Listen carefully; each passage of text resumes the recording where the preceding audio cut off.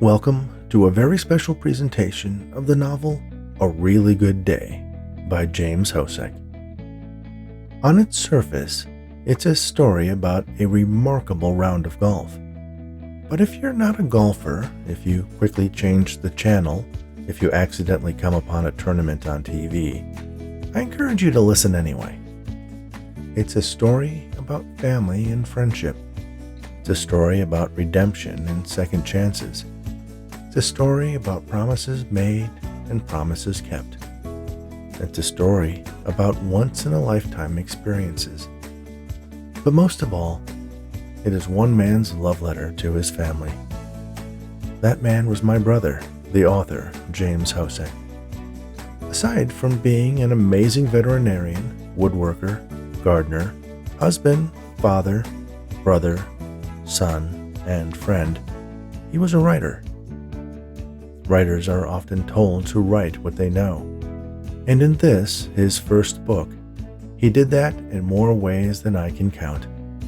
It will make you laugh, it will make you cry, and it will make you stand up and cheer.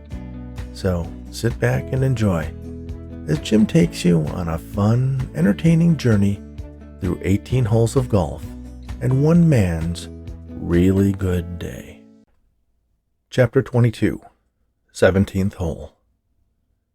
Carl Bateman's phone rang with one of those distinctive ringtones that users could program. His song was just a spoonful of sugar from the movie Mary Poppins. The music earned him a jolly chuckle from Harold Frisk. He put the phone to his ear. "Bateman," he spat. He remained silent for a moment, then allowed his lips to part into a slight smile as he listened to the report from Kenny Chase. "Good news?" asked Frisk. Carl punched the end button on the phone and slipped it back into his pocket. "No news, really. Nothing at all."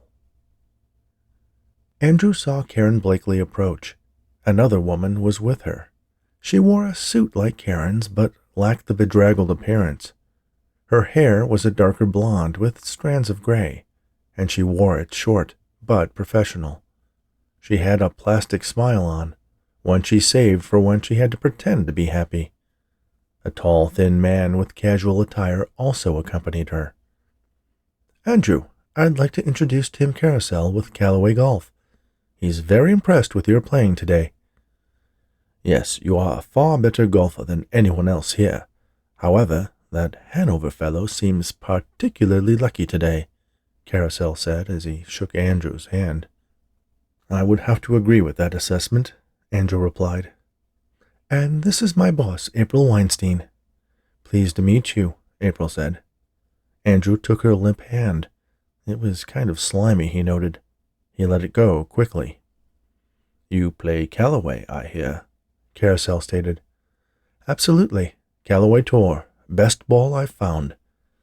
"Well, it's certainly nice to know the person we might hire to promote our products is already on the team. I did notice that your clubs are custom-made. That's quite a beautiful putter." "It putts as nice as it looks," Andrew said. "May I see it?" Carousel asked. Andrew seemed a little shocked at the request. He never considered letting anyone but his caddy handle his clubs, particularly the putter. Karen nodded vigorously behind Carousel's back. Andrew got the message and waved Eric Peters over. "Putter, please," he directed to the caddy. Eric responded without hesitation and lifted the encased putter from its slot in the bag. He carefully removed the cover and handed the club to Andrew. Andrew hesitated a moment, then offered it to Carousel. Carousel inspected it closely, lifting the head to his face and examining the sculpted jade. He turned the club back around and took a putting stance, letting the club swing a few times between his legs. Then he handed it back to Andrew. "Wonderful balance, not a bit of wobble. My niece could sink a putt with that, and she's only 7, Carousel noted. Andrew carefully handed the club back to Eric and shooed him away. Suddenly, there was a screeching of golf cart tires, and they all turned to see Scott Hanover bending down in front of a golf cart. He stood and held what appeared to be a turtle. My, Carousel said. What a silly thing to do. He does a lot of strange things, Andrew added.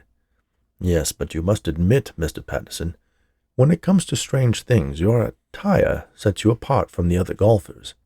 It is distinctive and different. I never do follow the crowd, Mr. Carousel. Quite right. Do your own thing, I always say. No need to pay attention to what anyone says about you. Andrew looked at Carousel inquisitively. He couldn't decide if he had just been insulted or complimented. He chose to take the compliment and nodded. We're about to tee off soon. I have a feeling this hole will settle this little contest once and for all. 18 will likely be icing. Well, I hope we can do business together, Mr. Patterson. I do believe I would find that quite enjoyable. He shook Andrew's hand again and walked off, sniffing the air a bit. Karen rushed up and grabbed Andrew's arm. That was wonderful. He really likes you. Well, why not? I'm pretty lovable, Andrew pointed out. You will win, Karen said confidently. After this next hole, there will be no doubt as to who will win this tournament, my dear. It has all the elements that will add to Hanover's demise. It's over water, the pin is in a very difficult position, and the distance is one of the hardest for a par 3 at 205 yards. In fact, it's the most difficult par 3 on the course. The man is getting tired and inconsistent. Not that he ever had any consistency to start with. I'd be surprised if his first shot wasn't in the water. I hope you're right, Karen prayed, letting go of Andrew's arm. Andrew gripped her arm instead. Just you wait and see. Lucy felt her cell phone vibrate in her pocket. It had to be Keith, she thought. He had the dirt on Hanover. She pulled the phone out, and it was his extension. She connected the call. Keith, are they going to disqualify him? She asked. She listened, and her forehead wrinkled more and more with each second. Her shoulders slumped, and her lower lip dropped. He's absolutely sure? She asked out of desperation. She listened to the reply, then muttered, Yes, before slipping the phone back into her pocket. Why can't I be having a day like Hanover? She asked herself. Ellie's camera panned from the tee across the water to the green. It was a very long green, and the pin was tucked way at the back left portion. Behind it, the ground sloped off into a line of trees. Can't rule out the psychological effect the water can have on a player, she told Jason. I've seen Scott put one in today. If he plays it safe and keeps the ball to the right, he can run into trouble with the trees. He'll run right down that slope if he hits it too hard. If he's on the green, but on the right side, it may be difficult getting the ball in with 2 putts. What makes it difficult? Jason asked. There are some strange hills and more bumps on the green than on a nudist walking into a beehive. Over a long distance, they can send your ball in pretty much any direction. If you hit a 20-yard putt straight at the hole, you can end up 5 yards to either side if you don't read it just right. It looks like the water comes right up to the green on the front edge, Jason said. It does, Ellie agreed over her headset. Andrew Patterson could pull the lead back, especially if Scott hits one in the water or too far into the trees. This game is never as simple as it looks. Rarely, Ellie said, agreeing with him. She panned back and focused across the water at the 18th hole. There is the next hole. It's just as challenging, if not more. 18's one of the longest par 4s and plays around the same water hazard as 17, but even more so. I'll worry about that hole when they get there, Jason told her. Ellie focused her camera back on the tee. Neither golfer was ready to shoot yet. The officials were busy trying to make room as the spectators were crowding the small hole too much for their comfort. She would have to remember the quack. If there was ever a hole where Scott needed it, this was it. Scott found Sarah again. She was off to the right of the tee and had a great view of the green. How's it going, Sarah? He asked. Fine, she said, smiling, her voice pitched a few octaves above normal. She almost had to force the smile as a wave of nausea was slowly fading away. It had peaked as Scott had walked up to them, but she managed to force it back down. Sally noticed and shot her a concerned look that Sarah ignored. 2 more holes and we can go home. Right, she agreed. Home. Are you okay? He asked. Sally started to talk, but Sarah grabbed her forearm and squeezed. Just a little tired, but I'm having a great time watching. Hit a hole-in-one for me and the baby. One wasn't enough? He asked incredulously. Well, I only saw that one on TV. It's not the same, is it? I don't know if anyone has ever had 2 holes in one in the same round, Scott pointed out. So you're saying you won't do it? Sarah asked, pouting. I think I've already used up my lifetime quota. Please, she begged. Scott considered the request. Well, if you give me a kiss, I'll do my best. He leaned over and kissed her. He had kissed Sarah perhaps thousands of times, but he never remembered a kiss like this one. Not even the first time they kissed outside her apartment door on their second date. It was a simple kiss, their closed lips meeting, the warmth of her skin caressing his nose and chin. His lips tingled with a tiny electrical shock. How long they kissed he didn't know. His arm slid around Sarah. Her left hand caressed the back of his head, and as they kissed, she let it slowly slide down onto his neck and shoulder. They parted slowly to whoops and hollers from the crowd. Out of the corner of his eye, Scott could even see Ellie's camera on them. Will that do? Asked Sarah. That'll do, Scott said. He stared into her eyes and saw a confidence and strength he had never seen before. He realized that for a moment, not only had their bodies been in intimate contact, but their souls had touched, combined, and drawn strength from each other. Then he realized he had seen that look in her eyes before. He had seen it in his own eyes the day he had proposed to her, and again on their wedding day. He knew this day would be special as well. He raised his right hand and brushed a loose strand of hair from her brow. Thank you, he said, almost in a whisper. She whispered back, I can feel it in you, Scott. I know, he answered, knowing exactly what she was talking about. I know. He backed away and they separated from each other physically, but there was no separating their spirits. He felt her presence more deeply than he did during his putt on the 15th hole. He wondered if she knew she was with him then. She had to know she was with him now. You're up, lover boy, Paul said, and he handed Scott his 5-iron. Thanks. You don't want me to kiss you too, do you? He asked. Scott looked at him and stuck out his tongue. Hey, Paul said as he put up his hands. Just asked. Mary says I'm quite the... Scott stopped him before he could go on. More than I need to know, Paul. Paul patted his friend's back. Any words of wisdom? Just one, Paul said. His right arm shot up, and as he started to talk, what seemed like the entire crowd yelled, Quack! Scott stood and laughed and hugged his friend. Thought I'd forget, eh? Paul said. Never, Scott answered. The crowd settled as Scott walked over to the tee. He looked at Sarah. She smiled. He looked out at the pin, at the water. The tough part would be getting the ball near the pin. He needed a bit of a draw to roll the ball to the left as it hit the green. If he aimed straight for the pin, he'd likely land it in the water. He remembered reading how to set up the club at a slight angle to get the proper spin for a draw.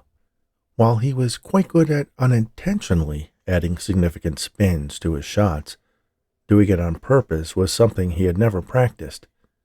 He was sure Patterson was quite good at it. But if he was going to give Sarah her hole-in-one, He needed some sort of trick shot, and there were no big trees to bounce off either. He placed his ball on the tee so it sat only a quarter inch above the ground. He lined up the duck to the right of the pin. He stood and stared at the ball and tried to remember which way the club head had to tilt. It had to twist in a little if he wanted to pull to the left. He took a couple of practice swings with the face turned in about 3 degrees. It didn't seem like a lot, but he didn't want to overdo it. He stepped up to the ball, then turned his head to look out at the green. He closed his eyes, reaching for the connection to Sarah, and felt it come alive. For a moment, he thought he could also feel their child. Well, he thought, we'll just have to see what happens. He opened his eyes and took a deep breath. The scene was marvelous. A dark, smooth-as-glass pond to the left. Full-leafed trees with hints of yellow and orange and red lined the background. The grass leading to the hole was crisp and clean and mowed into contrasting diagonal checkerboards. The red flag on the stick lay limp and quiet. Hundreds of eyes stared at him, all waiting for one more great shot. He looked down at the ball. The duck looked like it was crouched and ready to jump off the tee as soon as he hit it. Careful not to change the feel he had established with his practice swings, he drew back the club. As it neared the top of his backswing, his right wrist bent back and the left forward. The club head dipped a little. His hips twisted around, and his left heel came off the ground as his left knee bent in. His instep on his right shoe dug deeply into the grass, ready to anchor him during his downswing. A golf pro had told him once that as he swung, the right foot should dig in, like he was passing a football. With sudden swiftness, his body uncoiled. At the moment the club hit the ball, it was as if a strobe had captured the moment of impact in a freeze-frame photograph. The ball was squashed flat like a pancake, the duck tall and thin like in a funhouse mirror. If he hit the ball as he planned, it would now be spinning counterclockwise. His hips and his body turned to face the green, and the ball sailed into the air. As it dropped, it drifted ever so slightly to the left. It hit the front third of the green and bounced directly towards the pin. The ball had the right speed and spin and direction. Scott hoped it had the will as well. The ball rolled and rolled, and Scott stood frozen, unbelieving as he watched. From where he stood, there was no way it couldn't go in. It stopped so close to the edge of the hole, it looked like a sneeze would send it in. The applause was delirious, and despite the amazing shot, Scott felt disappointed. He was so close. He should be happy with one ace, but his eyes started to tear up as he turned to Sarah. She was clapping and cheering with the rest of them. She certainly didn't seem disappointed. He turned further and looked at Andrew Patterson. His expression was priceless. His head was pitched forward, his mouth open, his cap crushed tightly into his fist. Andrew's head shook from side to side, and he threw the cap on the ground. Scott's irrational disappointment faded quickly, and he smiled. At least he wasn't going to make it easy for Patterson. Scott stepped off the tee and waved to the crowd. They continued to cheer, and Scott smiled in delight. He'd have to give Sarah her hole-in-one another day. Alf Redding stared at the ball on the green through his viewfinder. Then he looked over the camera at the ball. Something didn't look right. He worked his way further along the green, going along the back edge to get a different view of the hole. There were a couple of rows of spectators crowded into the space around the green. Some of them were whispering among themselves, pointing at the green. Alf lifted the camera again to his eye and zoomed in. He clicked his microphone on. "Jason, do you see this?" Jason Bernard looked at monitor 3, Alf's feed. What he saw didn't seem possible. "I see it," Jason said off-air. "Somebody's in for a big surprise," noted Elf. "Make sure you get his reaction when he sees it. I'll fill in Bob." "No need," cut in Bob. "I see it too. Wow." "Wow," echoed Elf. Andrew held his right hand out. Eric Peters didn't notice it as he squinted at the white speck in the distance. "I thought it was going in," he muttered. "My club," growled Andrew between clenched teeth. Eric snapped back to life and pulled Andrew's 5-iron out of the bag. Andrew snatched it from the young man's hand and walked up to the tee. He was beginning to think that some supernatural force was aiding Hanover. No one was that lucky. It was like the guy had won 100 hands of blackjack in a row.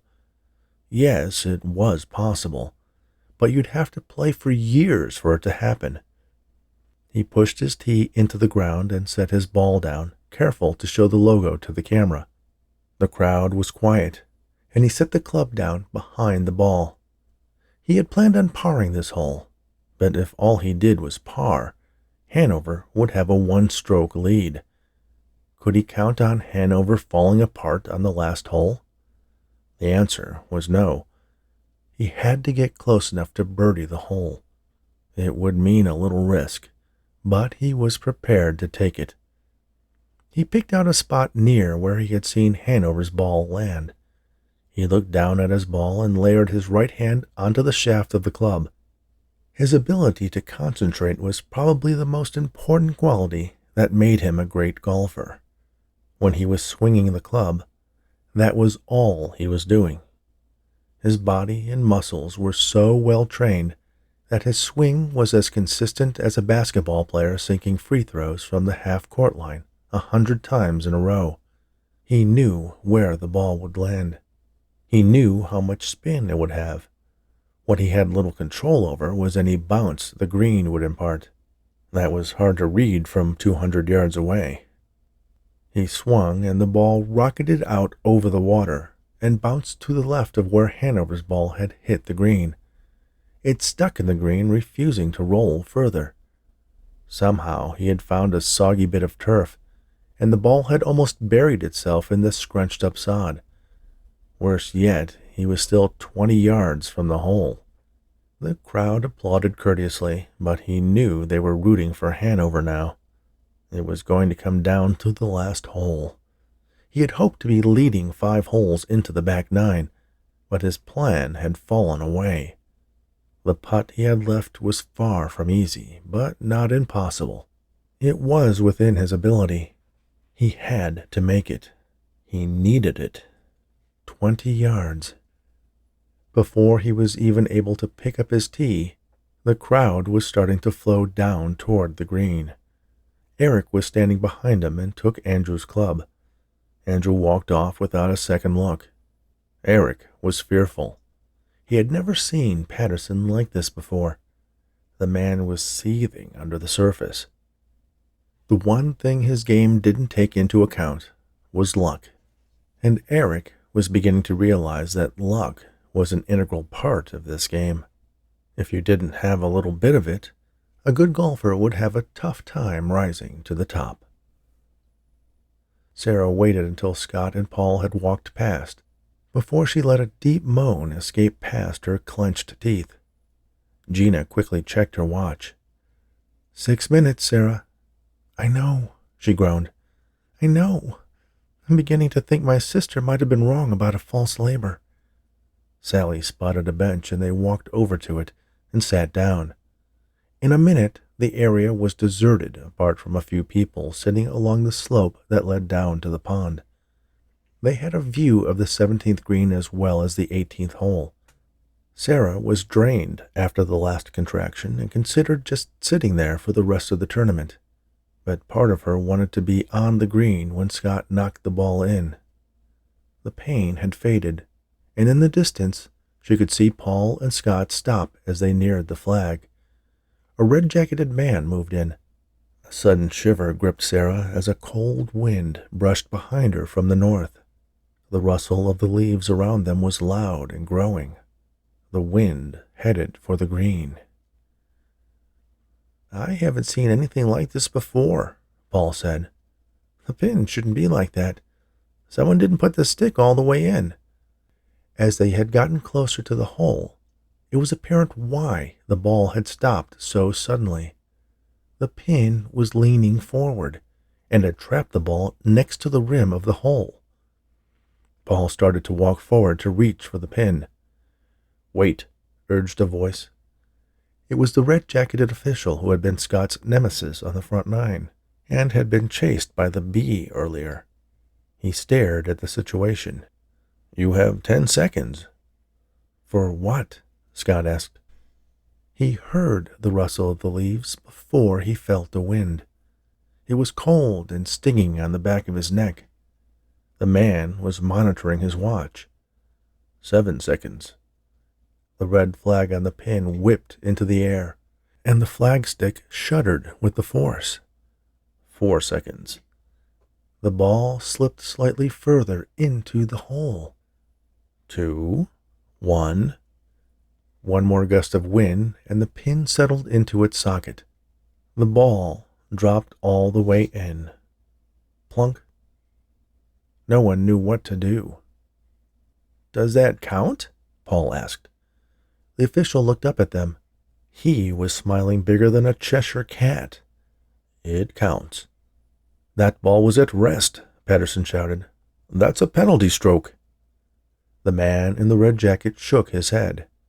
The player approached the hole without unreasonable delay, and the ball fell in within the 10 seconds allowed to determine if it was at rest. The player is deemed to have holed out with his last stroke. "But the wind blew the flagstick. The ball was at rest," Andrew argued. "Not according to the rules of golf, Mr. Patterson. Rule 16-2. "Congratulations, Mr. Hanover," said the official. "You have scored another eagle." Andrew's mouth moved, but nothing came out. Scott looked at Paul. "Another hole-in-one?" he questioned. "That's what the man says," Paul answered. As if suddenly realizing they held the winning lottery ticket, the crowd erupted in cheers. Hats flew into the air, and the officials moved quickly to keep the masses from rolling onto the green. After all, there was still one golfer left to play the hole. Scott spun around, searching the crowd. Where was Sarah? "Freddie," Jason muttered under his breath, "has this ever happened before?" "As far as I can tell, it's another first. This is the most amazing round of golf I've ever seen. Rule 16-2 applies. As long as the golfer doesn't take too long getting to the hole, even if an earthquake knocks it in, the ball is declared holed in with the last stroke played." Jason returned to his on-air commentary and explained the situation to the audience. "Scott Hanover, first by sheer luck, and now with a little help from the wind, has accomplished a first in the world of golf. 2 holes in one in this same round." "Where did the ball go?" Sarah asked. She had seen it before the cold wind whipped over the flag. She made a visor of her palm and stared intently at the situation 600 feet away. "I think it fell in," Sally said. "What does that mean? Does he get the hole-in-one?" she asked excitedly. "I think so," Sally said. At that point, the crowd erupted in cheers. "Well, I guess that confirms it then." Sarah stood up. "I have to get down there." Tears were starting to flow down her face. "That was for me." "What?" Gina asked. "You need to rest." "Let's go," Sarah insisted. The 2 women were too slow to stop her, and they chased her along the fairway, Gina struggling along as best she could with her brace. Andrew closed his eyes and clenched his fists. He turned and forced himself not to stomp down the green. 20 steps later, he was at his ball. Eric swallowed nervously and gently pulled Andrew's putter from the bag. He didn't want to say anything, not even to try to console the man. "You will need to tend the pin, Eric. I need to know exactly where the hole is," Andrew directed with an unexpected calmness. "Yes, sir," Eric answered. He walked down the green past the hole. He placed Andrew's clubs on the grass beyond the fringe and walked back to tend the pin. He had never seen anything like that before, and he wished he wasn't caddying for Andrew Patterson. The crowd was calming down, and the officials were doing their best to help get them quiet quickly. Standing alone at the pin, Eric sensed the excitement electrifying the crowd. Hanover was making miracle shot after miracle shot. 20 yards away, Andrew Patterson readied his putter for his shot. From where Eric stood, he would take a miracle of his own for Patterson to sink it. "In the hole, Fancy Pants!" shouted a voice from the crowd. Eric turned his head to see who it was. The voice in the crowd was lost among the dozens of faces nearby. Eric had always thought that Patterson's outfit was ridiculous. Suddenly, he heard shouting from another direction, then from all around. What was going on? "Move, you idiot!" Patterson commanded. Eric turned to look across the green at Patterson. What was he talking about? Then he noticed that Patterson no longer stood over his ball, or rather, his ball was no longer there.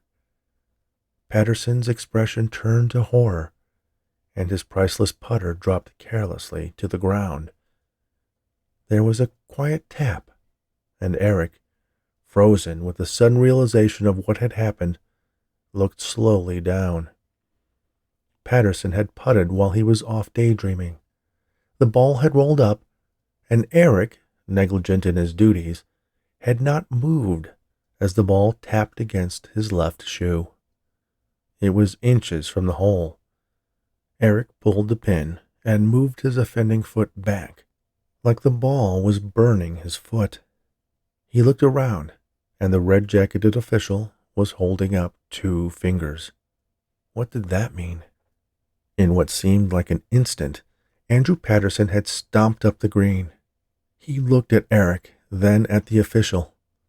Eric Peters, by allowing the ball to touch his foot, had just added 2 strokes to Andrew's score. Now, instead of being 2 strokes behind Hanover after 17 holes and still having a chance to close the gap, Patterson was now 4 strokes back. 4 strokes. His widest gap so far. The only way he would win now was if Hanover really messed up 18, or he dropped dead of a heart attack. In any case, Eric Peters had about 3 seconds to disappear from Andrew's sight before he would find Andrew's ball shoved down his throat. Eric saw the look in his boss's eyes and realized that Andrew Patterson was no longer his boss, and that it was unlikely he would ever get a job caddying for the pros. His carelessness and negligence were broadcast on television for anyone to see. He stepped back, letting the flagstick fall to the ground. Andrew stepped forward as if to follow the caddy, and Eric turned and ran. The crowd parted for him, and he disappeared through the break in the trees leading to the 18th tee. Andrew walked back across the green to where his putter lay. He picked up the gold-plated shaft and walked back to his ball. The crowd remained silent, perhaps frightened. Patterson's expression was murderous. He stood by his ball, an 8-inch putt remaining. His hands trembled, and the club shook until he grounded it on the turf. He closed his eyes to hold in the tears. This wasn't how it was supposed to happen. He was supposed to win today. He was the best golfer here, and everyone knew it. Even Joe Calkin wouldn't have been able to beat him today. Even with the 2-stroke penalty, he was having a great game. But Peters had spoiled it all. Andrew opened his eyes and tapped the ball into the hole. He reached over and pulled it out. There was no applause, no acknowledgement.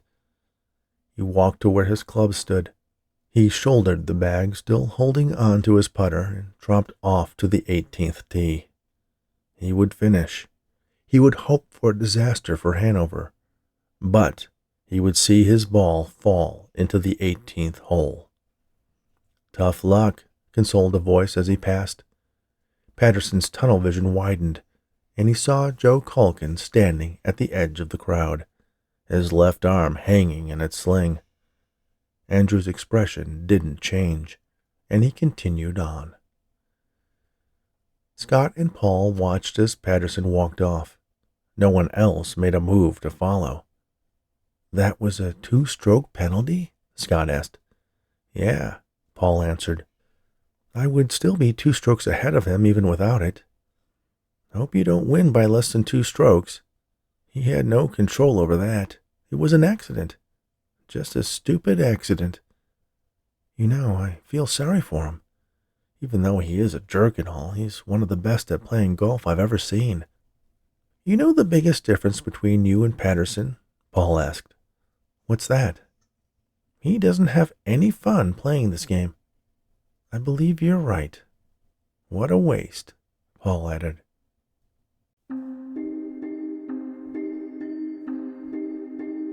Thank you for listening to A Really Good Day, a novel by James Hosek, narrated by Rich Hosek. If you're interested in purchasing a hardcover edition of this story for yourself or a golfer in your life, visit jimbooks.myshopify.com. You'll get free shipping in the United States. You'll also get the complete audiobook and ebook editions with your purchase.